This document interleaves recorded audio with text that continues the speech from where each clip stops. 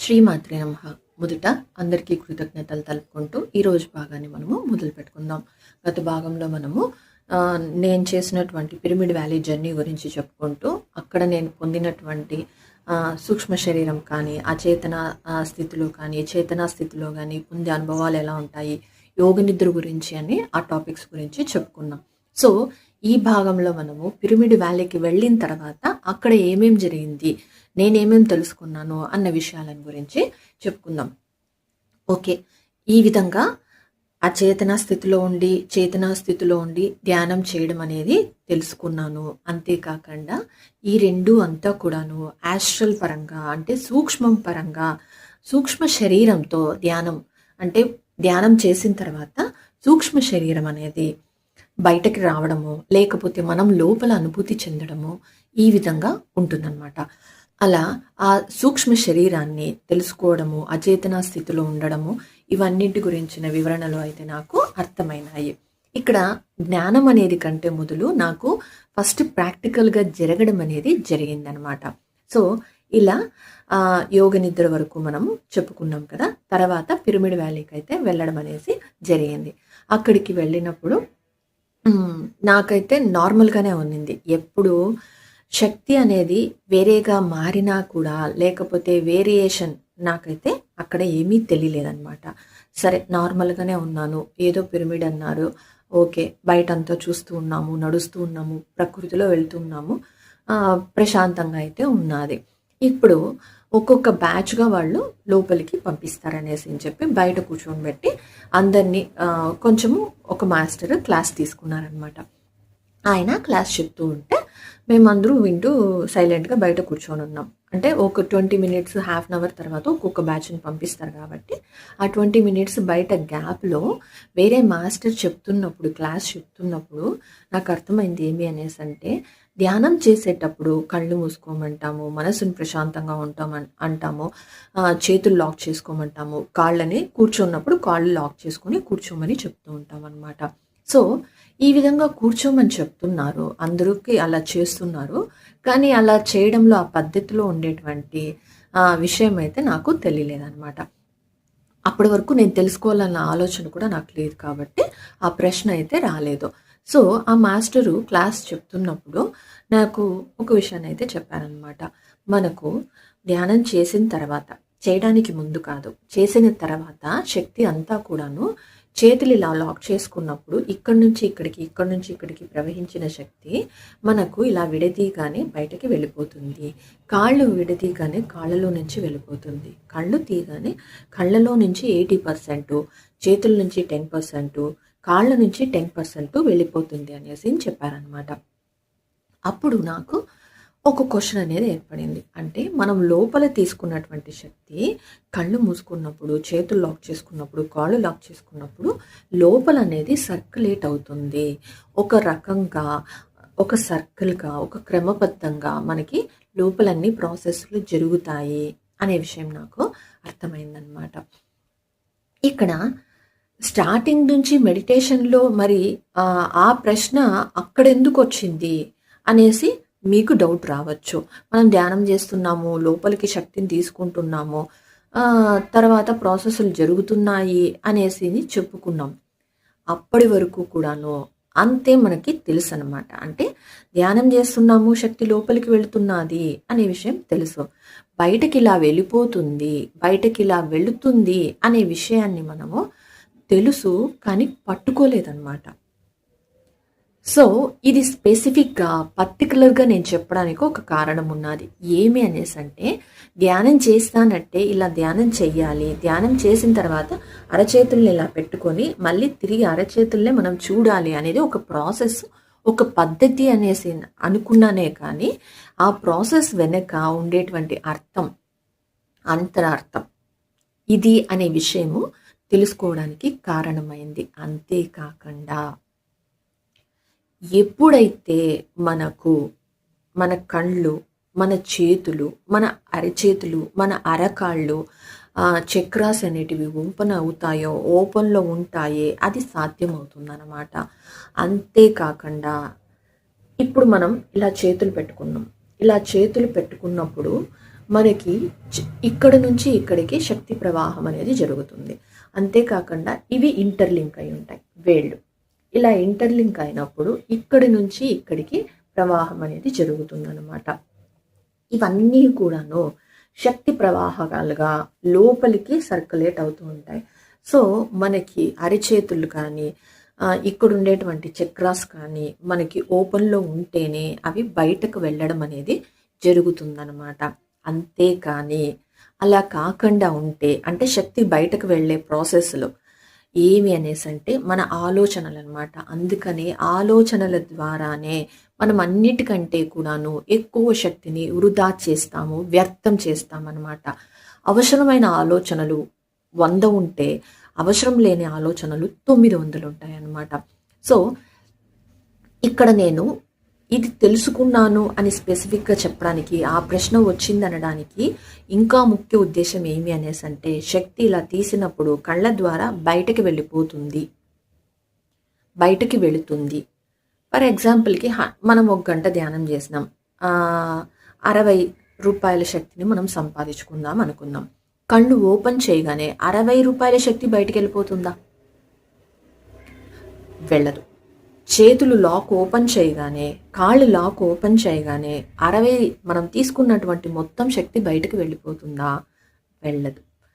కానీ ఎప్పుడు వెళుతుంది అనేసి అంటే మన కళ్ళలో ఉండేటువంటి చక్రాలు, చేతుల్లో ఉండేటువంటి చిన్న చక్రాలు కానీ పెద్ద చక్రాలు కానీ, అరికాళ్ళలో ఉండేటువంటి చక్రాలు కానీ ఓపెన్లో ఉన్నప్పుడు వెళుతుందన్నమాట. అది ధ్యానం చేసినా వెళుతుంది, ధ్యానం చేయకపోయినా కూడా వెళుతుంది. అంటే చక్రాస్ యాక్టివేషన్ అనేది ముఖ్యము. ఆ అరచేతుల నుంచి వెళుతున్నాయి అనేసి అంటే ఇక్కడ చక్రాస్ ఉంటాయి అనే విషయం నాకు మనకందరికీ ఇక్కడ చిన్న చిన్న చక్రాలు ఉంటాయి అని చెప్పి శంకు చక్రాలన్న ఆట చిన్నప్పుడే మనం ఆడుకున్నాం. సో కాబట్టి అరచేతుల్లో చక్రాలు ఉంటాయి అనే విషయం నాకు తెలుసు. కానీ ఇది పెద్ద చక్ర, ఇది చిన్న చక్ర అన్న డిఫరెన్స్ కానీ వీటి యొక్క జ్ఞానం కానీ తర్వాత నాకు అర్థమైంది. ఈ చక్రాస్ గురించిన జ్ఞానం అంతా కూడాను నేను గత భాగంలో చెప్పాను. ధ్యానం మొదలుపెట్టిన 10 రోజుల తర్వాత నాకు జరిగింది చక్రాస్ యాక్టివేషన్ ప్రాసెస్సే. సో కాబట్టి ఆ చక్రాస్ గురించి కొంచెంగా నాకు అర్థమైంది. కాబట్టినే మనం ఎప్పుడైతే కళ్ళు ఓపెన్ చేయగానే శక్తి మొత్తం వెళ్ళిపోదు, కానీ కొంత శక్తి అనేది ఖచ్చితంగా వెళ్తుంది. ఏ విధంగా అయితే మనము ఒక బాటిల్లో నీళ్లు పోసాం, ఆ నీళ్లు పోసేటప్పుడు క్యాప్ లీక్ అయితేనే దాంట్లో ఉండేటువంటి బయటకు వస్తాయి.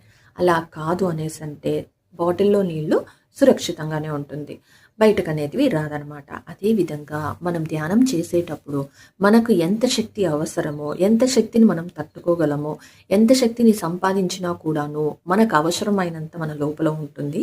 మిగిలినదంతా ఎప్పుడూ కూడాను గ్రహించవలసిన విషయం ఏమంటే అది ప్రకృతి కన్నా వెళ్ళిపోతుంది లేదా భూమి కన్నా వెళ్ళిపోతుంది అనమాట.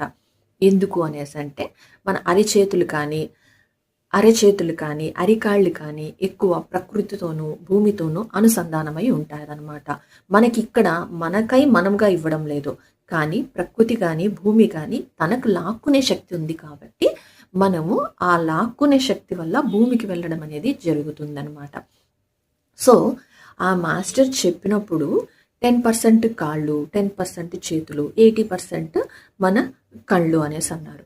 మరి అలాంటప్పుడు మనం నిరంతరము ఆలోచన రహిత స్థితిలో ఉన్నా, ధ్యాన స్థితిలో ఉన్నా, లేకపోతే శూన్య స్థితిలో ఉన్నా కూడా నిరంతరం మనకి ఎనర్జీస్ అనేటివి వెళ్తూ ఉంటాయి లోపలికి. అలా అంటే ఈ 3 స్థితులకి వచ్చేటప్పటికి మనం హయ్యర్ మాస్టర్స్, హయ్యర్ స్టేట్లో అనేసి ఉంటాము. కానీ కూడా మనం ధ్యాన స్థితిలోకి వచ్చేటప్పటికినే, ధ్యాన స్థితిలో ఆలోచన రహిత స్థితిలో ఉన్నప్పుడు శక్తి లోపలికి వెళ్ళినప్పుడు కళ్ళ నుంచి మనం వదిలేస్తూ ఉంటే అప్పుడు ఏం చేయాలి? మనం కళ్ళని లాక్ చేసి పెట్టుకోగలమా? చేతులు అంటే ఓకే, కాస్త సమయం కూర్చున్నాము, పని చేయనప్పుడు ఖాళీగా ఉన్నప్పుడు లాక్ చేసుకుంటాం, కూర్చున్నప్పుడు ఆటోమేటిక్గా కాళ్ళు లాక్ అవుతాయి. మరి అలాంటప్పుడు నిరంతరము వెళ్ళిపోయేటువంటి కళ్ళకి ఆ చక్రాలు కన్నా ఓపెన్లో ఉంటే నిరంతరం కళ్ళతో వెళ్ళిపోతూ ఉంటుంది కదా అన్న ప్రశ్న కూడా మొదలైందనమాట. అంటే ఆ చక్రాస్ గురించి వచ్చినప్పుడు మనకు ఆ జ్ఞానం అనేది ఎంత ఉపయోగపడుతుందో, ఎంత అవసరమో అన్ని తెలుసుకోవడానికి నేను ఈరోజు ఈ సబ్జెక్ట్ కానీ ఆ ప్రశ్న వచ్చినప్పుడు నేను ఇంత చెప్పడానికి కారణం అనమాట. సో ఎప్పుడూ కూడాను మనము కళ్ళతో కూడా, అది మంచి దృష్టి కావచ్చు, చెడు దృష్టి కావచ్చు, మన చక్రాస్లో నుంచి మనము అంటే కంటిలో ఉండేటువంటి చక్రాస్ నుంచి మనం ఎనర్జీ ఇవ్వాలి, పంపాలి అని అనుకున్నప్పుడే, ఆ ఆలోచన ఉన్నప్పుడే అది జరుగుతుందనమాట. అంతేకాని నిరంతరం కళ్ళు ఓపెన్లో ఉన్నప్పుడు నిరంతర శక్తి బయటకనేది వెళ్ళదనమాట. సో అలా వెళ్ళాలి అనేసి అంటే ఇందాక చెప్పుకున్నాం కదా, ధ్యాన స్థితిలో ఉండాలి, లేకపోతే ఆలోచన రహిత స్థితిలో ఉండాలి, లేకపోతే శూన్య స్థితిలో ఉండాలి. ఇది హయ్యర్ అనేసి నేను ఎందుకు చెప్తున్నాము అనేసి అంటే, మనం కనుక గుళ్ళో పోయినప్పుడు విగ్రహాలను కనుక చూసినాము అనేసి అంటే కళ్ళని భూమిలో చూసే మాదిరిగా కానీ, లేదా ఆకాశాన్ని చూసే మాదిరిగా పెడతారు విగ్రహాలని. ఎందుకు అనేసి అంటే, విగ్రహాలు ఎప్పుడు శూన్య స్థితిలో ఉండి ఆ శక్తిని భూమి నుంచి తీసుకోవడము, లేకపోతే ఆకాశం నుంచి గ్రహించడం అనేది, అంటే పైనుంచినో కింద నుంచినో మనకు అందరికీ తెలిసినటువంటి శక్తి అంతా భూమి నుంచి ప్రతిష్ట చేసింటాం కాబట్టి భూమి నుంచి నేనే తెలుసు. కానీ ఆకాశం నుంచి ఎందుకు అనేసి అంటే, విశ్వశక్తి అంతా ఉంటుంది కాబట్టి ఆల్ 360 డిగ్రీస్లోనూ శక్తిని తీసుకునే శక్తి ఆ విగ్రహానికి ఉంటుంది. సో భూమి నుంచి ఎక్కువ ఉంటుంది. సో అలాంటి శక్తిని మనము కళ్ళ నుంచి భూమికి, అందుకనే ఎదురుగా నిలబడద్దండి అని చెప్పడానికి కూడా కారణం అనమాట విగ్రహాలకు. సో అలా భూమి లోపలికి కానీ, లేకపోతే ఆకాశాన్ని చూసే విధంగా కానీ పెడతారనమాట. సో ఈ విధంగా పెట్టినప్పుడు వాళ్ళు అంటే ఆ విగ్రహాలు శూన్య స్థితిలో ఉంటాయి. ఆలోచనలు అనేవి లేవు, ధ్యాన స్థితి అనేది ఉండదు. ఎందుకంటే విగ్రహం ధ్యానం చేయడం లేదు, ఆలోచనలు వాటికి అసలు ఉండవు కాబట్టి శూన్య స్థితిలోనే ఉంటుందన్నమాట ఆ విగ్రహం అనేది. సో ఆ శక్తి అంతా కూడాను మనకు శూన్య స్థితిలో ఉన్నప్పుడు నిరంతరం వెళ్తుంది కాబట్టినే, తట్టుకోలేని స్థితి ఉంటుంది కాబట్టినే చూడొద్దంటాం. సో ఇటువంటి స్థితుల్లో మనం కనుక ఉన్నప్పుడు, మనము ఈ 3 స్థితుల్లో ఉన్నప్పుడు ఇంకొకటి కూడా డిఫరెన్స్ ఉంటుందన్నమాట. ఏమి అనేసి అంటే, ఒక్క శూన్య స్థితిలో ఉన్నప్పుడే ఎదుటి మనిషికి ఎంత ఎనర్జీస్ వెళ్ళాలి, ఎంత ఎనర్జీస్ తీసుకోవాలి అనేది ఎదుటి మనిషి మీద ఆధారపడి ఉంటుంది. అంటే విగ్రహాలు నిరంతరం ఎనర్జీని పాస్ చేస్తూ ఉంటాయి. ఆ పాస్ చేసేటివి తీసుకునే శక్తి మనకు ఉంటేనే మన లోపలికి ప్రవేశిస్తుందన్నమాట. ఆలోచన రహిత స్థితి అనేది, లేకపోతే ధ్యాన స్థితి అనేది ఆ మనిషిని బట్టి అతను సొంతంగా తీసుకునేదన్నమాట. అది ధ్యానంలో కావచ్చు, లేకపోతే సాధనలు చేసే క్రియలో కావచ్చు అనమాట. ఆ మనిషి ఆలోచన రహిత స్థితిలో ఉన్నారు అనేసి అంటే ఆటోమేటిక్గా శక్తి అనేది భూమి నుంచినో ఆకాశం నుంచినో వెళ్ళిపోతూ ఉంటుంది, కాస్మిక్ ఎనర్జీ. తర్వాత ధ్యాన స్థితిలో ఉన్నా కూడా అదే జరుగుతుంది అనమాట. సో కాబట్టి నాకు అక్కడ కళ్ళల్లో ఉండేటువంటి చక్రాసు నిత్యం యాక్టివేషన్లో ఉంటే మరి నేను తీసుకున్న ఎనర్జీ బయటకి వెళ్ళిపోతుంది కదా అన్న ఆలోచన వచ్చిందనమాట. సో అలాంటప్పుడు మనం ఏం చేయాలి అనేసి అంటే, మనము చెడుని చూడడం, లేకపోతే చెడు దృష్టితో చూడడం, చెడుని చూడడం లేదా చెడు దృష్టితో మనం చూడడం అనేది తగ్గించుకోవాలి. అప్పుడు ఏమవుతుంది అంటే, నెగటివ్కి కానీ ఎనర్జీస్ అనేటివి వెళ్ళకుండా మనలో పాజిటివ్ పెరగడానికి, మనం పాజిటివ్ చూడడానికి ఉపయోగపడుతుంది అనే విషయం నాకు అర్థమయ్యింది. కేవలం చిన్నగా మొదలైన ప్రశ్న కళ్ళ ద్వారా వెళ్ళిపోతుంది కదా అన్న ప్రశ్న నాకు ఎంతటి వరకు సమాధానాన్ని ఇచ్చింది, తెలుసుకోగలిగినాను అనే విషయం చెప్పడానికే నాకు అది ఉపయోగపడింది అన్నమాట. సో మనం పాజిటివ్ని చూడాలి అనేసి అంటే మొదట మనకు పాజిటివ్ దృష్టి అనేది ఏర్పడాలి. అలా ఏర్పడాలి అనేసి అంటే ప్రతి దానిలో ఉండేటువంటి పాజిటివ్ని మాత్రమే చూడగలగాలి, నెగటివ్ని పక్కకు పెట్టాలి. ఎందుకంటే ప్రతి మనిషి కానీ, గురువు కానీ, దేవుడు కానీ కూడా చెప్తున్నాను, ప్రతిదీ పర్ఫెక్ట్ కాదు. ప్రతి దానిలోనూ మంచి మాత్రమే ఉండదు, చెడు కూడా ఉంటుంది. మంచి చెడు కలయికలో మంచి ఉంటుంది, చెడు ఉంటుంది. మనము పైకి అందంగా ఉన్నాం, మరి మనని కోసినప్పుడు ఎంత దుర్వాసన వస్తుంది. మనం తినేటప్పుడు ఆహారం ఎంతో సువాసనలతో కూడుకుని ఉంటుంది. మరి మన మలమూత్రాలు ఎందుకు అంత బ్యాడ్ స్మెల్ వస్తున్నాయి, ఎందుకు అంత చెడు వాసన వస్తున్నాయి? అంత చెడు వాసన ఉన్నా కూడా మన శరీరం బయటకు ఎందుకు సువాసనగానే ఉంటున్నది? లేదంటే కొన్ని సందర్భాలలో దుర్వాసనలు కూడా వస్తూ ఉంటుంది. కానీ మనం తీసుకున్నప్పుడు ఉన్న సువాసన బయటకు వచ్చేటప్పుడు ఎందుకు ఉండడం లేదు? సో అలా ప్రతి దానిలోనూ మంచి ఉన్నది, చెడు ఉన్నది. కానీ మనం మంచిని మాత్రం చూడగలిగే కెపాసిటీ కానీ చూసే దృష్టిని కానీ అలవర్చుకున్నాము అనేసి అంటే పోను పోను మన దృష్టి కూడా మంచిగా తయారవుతుందన్నమాట. అంటే మనం ఏదైతే బయట చూస్తున్నామో లోపల అవి యొక్క ఆకర్షణ అనేది పెంచడము, ఆలోచనలు పెంచుకోవడం అనేది లోపల జరుగుతుంది. బయట మంచి చూస్తున్నాము అనేసి అంటే మన లోపల మంచి ఉన్నది, బయట చెడు చూస్తున్నామంటే మన లోపల చెడు ఉన్నది. ఎందుకంటే అది చెడు అని తెలుసుకున్నది మన లోపలే కదా. మనం దొంగతనం ఒక దొంగ చేశాడు అనేసి అంటే మనం దొంగ కానవసరం లేదు, మనం పోలీసు కానవసరం లేదు. పోలీసు దొంగ గురించిన జ్ఞానం మనకి తెలిస్తే చాలన్నమాట. సో ఇప్పుడు వాళ్ళని చూస్తానంటేనే మనం పోలీసులని గుర్తుపడుతున్నాం అంటే మనలో పాజిటివ్ ఉన్నది, దొంగల్ని గుర్తుపడుతున్నాం మనలో నెగటివ్ ఉన్నది. జస్ట్ మనకి ఉన్నది అనమాట. మనం దేనినైతే బయటకి ఇస్తుంటామో అది మనంగా తర్వాత తయారవుతాం. కాబట్టి పాజిటివ్ని పెంచుకోవాలి అనేసి అంటే పాజిటివ్ని చూడడము, పాజిటివ్ని వినడం. అందుకని be good, do good, see good అనేసి చెప్పడానికి కారణం అన్నమాట. సో మనమంతా కూడాను పాజిటివిటీని అలవర్చుకుంటూ ఉండాలి. అంతేకాకుండా 80% శక్తి మనము కళ్ళ ద్వారానే బయటకి పంపిస్తున్నాము అనే విషయము అక్కడ గ్రహించినప్పుడు అప్పుడు అర్థమైందనమాట. మనం ఏది చూడాలి, ఎలా చూడాలి, ఎట్లా చూడాలి, ఏది చూడాలి, ఎలా చూడాలి, ఎట్లా చూడాలి, చూసే దృష్టిని బట్టి మన జ్ఞానం అంటున్నాను అనమాట. మనం ఎటువంటి జ్ఞానాన్ని పొందుపడుతూ ఉంటామో ఆ విధంగానే మన బుద్ధి కానీ మన రోజువారి దినచర్యలు కానీ మన జీవితం కానీ తయారవుతూ ఉంటుందన్నమాట. సో మనం మంచి చేయాలి అనేది గ్రహిస్తూ మంచి చేస్తూ ఉంటే, మంచి ఆలోచనలు చేస్తూ ఉంటే ఆ మంచి వాళ్ళు అనేసి అంటారు. అదే చెడును చూస్తూ చెడు పనులు చేస్తూ చెడు ఆలోచనలతో ఉంటే చెడ్డవారు అంటారు. కేవలం మంచివారు చెడ్డవారు, మంచి మనిషి చెడ్డ మనిషి, మంచి చేస్తే మంచి అయింది, చెడు చేస్తే చెడైంది అనమాట. సో ఎనర్జీస్లో కూడాను మనము 80% దృష్టి ద్వారా మనము శక్తి అనేది బయటకి వెళ్ళిపోతూ ఉంటుంది. కాబట్టినే మనం చూసేటివన్నీ కూడాను మంచి దృష్టితో శక్తిని చూడగలగాలి, వాళ్ళలో మంచిని చూడగలగాలి. అప్పుడు ఏమవుతుంది అనేసి అంటే వాళ్ళలో ఉండేటువంటి మంచిని చూస్తూ చూస్తూ పోతూ తర్వాత వాళ్ళలో ఉండేటువంటి శక్తి స్థాయిలని లేకపోతే ఆత్మస్థాయిని అంతరాత్మ వరకు వెళ్ళడానికి మనకి ఈ దృష్టి ఉపయోగపడుతుందన్నమాట, సహాయంగా ఉంటుందన్నమాట. కాబట్టి మనము 80% వేస్ట్గా పంపించుకుంటామో లేకపోతే ఆ 80%ని కూడాను పంపించి దానికి డబల్గా అంటే మనం పంపిస్తున్నది తిరిగి వాళ్ళ నుంచి పొందబడేది మనకి ఇప్పుడు ప్లస్ పాయింట్ అవుతుందన్నమాట. డబుల్ బెనిఫిట్ అనేది ఏ విధంగా మనము అలవర్చుకుంటాము అనేది మన చేతుల్లోనే ఉంటుందన్నమాట. కాబట్టి మనం పొందేటువంటి శక్తి అంతా కూడాను వృధాగా లేకపోతే నెగటివ్స్తో దాన్ని నింపుకుంటామో లేకపోతే పాజిటివ్ని పంచుతూ పాజిటివ్ని తెలుసుకుంటూ మన శక్తిని ద్విగుణీకృతం అంటే డబుల్ చేసుకుంటామో అది మన చేతుల్లోనే ఉంటుందన్నమాట.